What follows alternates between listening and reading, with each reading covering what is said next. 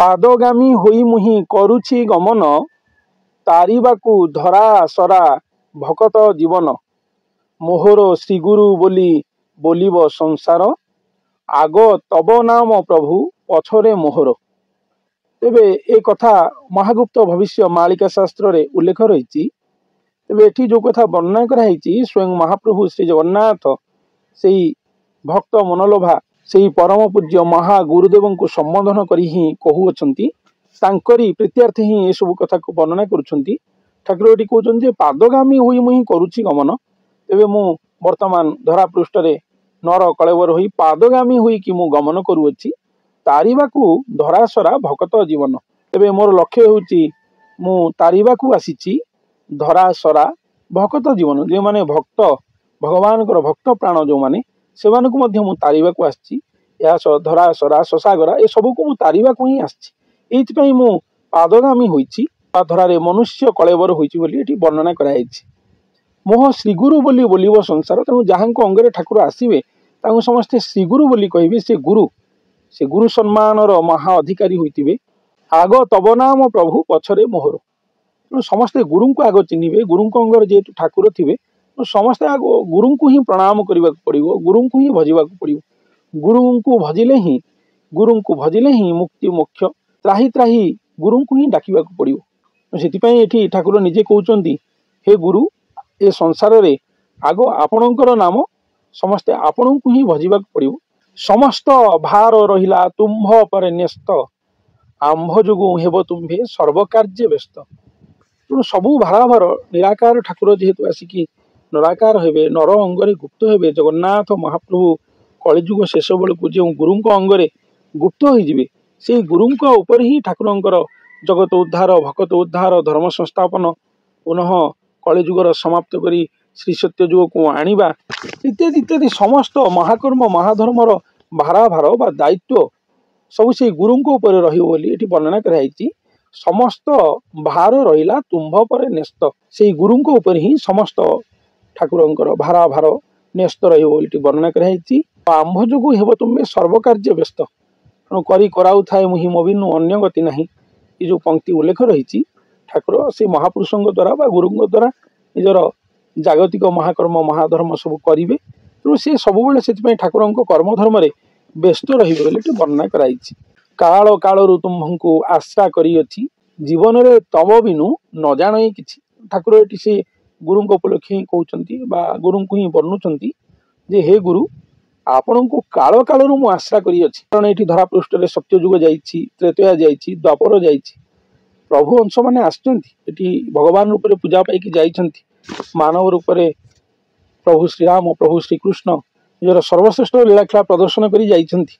वेदशास्त्र पुराण रे सब उल्लेख रही और अद्यावधि पृथ्वी पृष्ठ रे से भगवान रूप रे पूजा पाउछंती। किंतु ठाकुर एटी कहउछंती जे से जो गुरु आसीबे काल कालरू तुमको आशा करिअछि। ठाकुर तांको आशा करिके रहिथिले जे से केबे जन्म नेबे धरा पृष्ठ आउ सेतिके बेले ठाकुर निजे आसीबे। से जन्म नहीं कि जिते आसवे मानव रूप से धरा पृष्ठ तांकरी आशा रे स्वयं निराकार ठाकुर धरा पृष्ठ को आसवे बोली वर्णना करिसेंती। जीवन में तब बिनु न जाने किछि तम बिना मुआ किछि जानि नाही बोली ठाकुर स्वयं निजे कहउचंती। यह गुरु भगवान को भितरे बा गुरु ठाकुर भितरे महाप्रेमर उपाख्यान अटे। जहाँ गुरु भगवान को भितर कथोपकथन अटे जहाँ को स्वयं भगवान निजे श्रीमुख एठी गुरु उपलक्षे ही वर्णना करुछंती। लोकाचार मते तब संगे उभा हुई वर्तमान आगो सखी बंचु अछि मुहि। लोकाचार मतरे से ठाकुर उभा होइके अछन तांको सहित अदृश्य ठाकुर जेहेतु अदृश्य तांको अंगरे उभा होइके अछन जे चाहिबो तांको दर्शन करि परिबो देखि परिबो सब बेले से उभा अवस्था अछन बोली वर्णना कराई। तुम्भ समकक्ष किए हेबो अब कहीं तुम्भ समकक्ष किए हेब अबा कहीं तुम्भंकु पाई धरारु निस्तरिले मुहि। तो तुम समकक्ष बा किए ही परिबो तुम समकक्ष केही ही परिबे नहीं। तुमको पाई कि मु धरारु निस्तरिली बोली स्वयं ठाकुर एठी निजे कहउछन।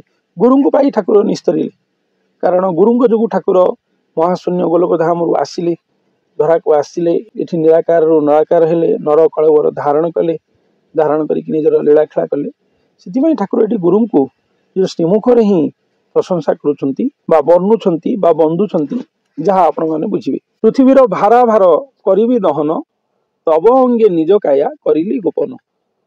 ठाकुर ये कहते स्वयं निजे जेहेतु आसी पृथ्वीर भारा भार पृथ्वी जो महाप्रलय डुबी जावाक बसी अधर्मर महाभार पृथ्वी टलमटल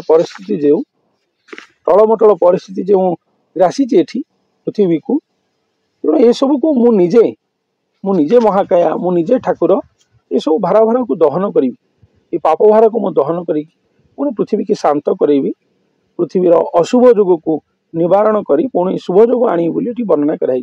तब अंगे निज काया करिली गोपन। हे गुरु आपण अंगे मो काया ये गोपन करी। तेणु आपण मान पाखे बारंबार ही उपस्थापन करी जो मालिका अमृत चैनल एथरे जो वर्णना कराई गुरु अंगे ठाकुर को भली आसवे को भली भक्ति प्रेम को भली निबिड़ अमृत जोगरे सी आसी पहुँचे को भली अंगे रे को भली लीलाखेला करेंगे से भविष्य मालिका शास्त्र ही ये सब संबंध में जहाँ कथा उल्लेख रही ही उपस्थापन ये करमि सुख परीक्षित संवाद परीक्षित केवल शुणी शुणी ही से मुक्ति पाई जाते कालसर्प दंशन जोग जदिव थिला कि से शुणी शुणी सुखदेव ही मुक्ति पाई तेणु ये से भली सुख परीक्षित संवाद तेणु ये कल्कि भगवान ये लीलामृत को जी कहूँ सी भी मुक्ति पाइब और जी शुणुची सी भी मुक्ति पाइब आत्मा जन्म जन्म धरी मुक्ति पाइब यह ठाकुर निजस्व महागोपनीय अध्याय अटे बा महालीलाखेला अटे जहाँ आग घटवा अच्छी तेणु ये से विषय ही आलोचना कर 24 मसीह कौन घटव कौटी भांगी जीव कौटी गढ़ी जीव से विषय किसी ना कि 25 मसीह कौन हम को अंक कौन हम जदिव मु किछिटा कही भविष्य मालिकार जहाँ उल्लेख रही से सब आपण मैंने न जावाक मोर निजस्व वक्तव्य तेज प्रति अध्याय मुझे कथा को उपस्थापन आपण मान पाखे करी सबुठ चमत्कृत अध्याय हूँ गुरु ठाकुर लीलामृतर अध्याय जहाँ मोर प्रमुख अध्याय अटे मो चैनल प्रमुख अध्याय ही अटे जो मैंने ये सब प्रति आग्रही अमृत पान आग्रही जो मैंने से मैंने ही सब कथा को शुणु जो मैंने प्रेडिक्शन ये सब कथा को जानवा चाहते ओडिशार तो बहुत मालिका चैनल होती साधु सन्त मैंने सब कहते भविष्य मालिका काढ़ी ये सब विषय प्रचार प्रसार कर मैंने सेठारु ये सब विषय शुणी पारे किंतु ये केवल मालिका अमृत जहाँ कलिकीलारे घटव से भक्त भगवान लीलामृत बा गुरु ठाकुर लीलामृत ही अटे तेरे यही भाव में से आसवे ठाकुर स्वयं निजे पादगामी हेबे पादगामी होई धरारे गमन करिवे धरा सरा ससागरा को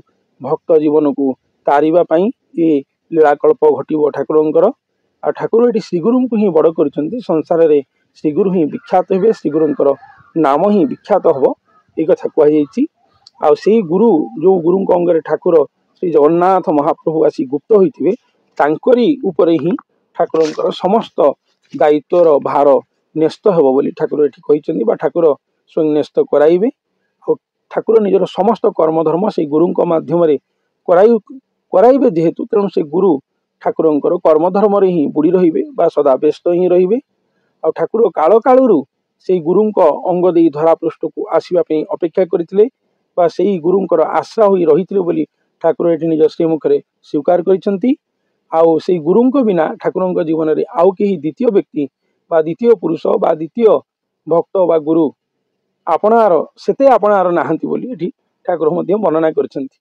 लोकाचार मतरे ठाकुर जदिओ अंगे रही गुप्तरे किंतु अदृश्य सदा उभा हो रही बोली एठी वर्णना कर भाव में वर्तमान ठाकुर नरअंग हुई से गुरु अंग संग हो बंचुंट बोली एठारे वर्णना कराई पुणी आहरी से सब कही पृथ्वीर भारा भार करी दहन तब अंगे निज काया करिली गोपन तेणु पृथ्वीर भारा भार को मु दहन करी ए महापाप जुग को मु समाप्त करी पुनः श्री सत्य जुग धरा पर आनिबी मोर निजस्व महाकाया से गुरु अंगरे ही गोपन होई कलि जुग अंतिम समय बेलू रही वर्णना कराई तेज जगन्नाथ महाप्रभु गोपन हो महागोपन हो महागुप्त हो कलि जुग अंतिम समय बेलू से जड़े नर अंगरे गोपन होके रे किंतु सबुठ बड़ आश्चर्य कथा हूँ ठाकुर माने नित्य उभा होते अदृश्य से नर अंगरे उभा होके थे तेणु जो मैंने जो मान पाखे से भक्त चक्षु थी जदि केवे से माने सामना होती तेबे से गुरु अंगे ठाकुर से दर्शन करें किंतु प्रत्यक्ष ठाकुर दर्शन लीला से मानव अंगे घटव नर अंगे श्री जगन्नाथ प्रत्यक्ष उभा हो दर्शन देवे प्रकट हो दर्शन देवे बोली भविष्य मालिका शास्त्र उल्लेख रही। तेरे यही संबंध ही एठारे वर्णना कराई से गुरुंकर महात्म्य को स्वयं महाप्रभु श्रीमुख एठारे उपस्थापन ही करियछंती श्रीमुख एठारे उपस्थापन ही करियछंती। तेबे जणे गुरु अंगरे ही श्री जगन्नाथ महाप्रभु महागुप्त हेबे महागुप्त ही लीलाखेला करेंगे। यहाँ ही सार निर्यास यहाँ ही भविष्य मालिका शास्त्र सार निर्यास विषय वस्तु अटे जहाँ मु मोर प्रतिटी अध्याय रे विभिन्न तात्विक भंगी रे आपण मानक पाखे ही उपस्थापन करूछि।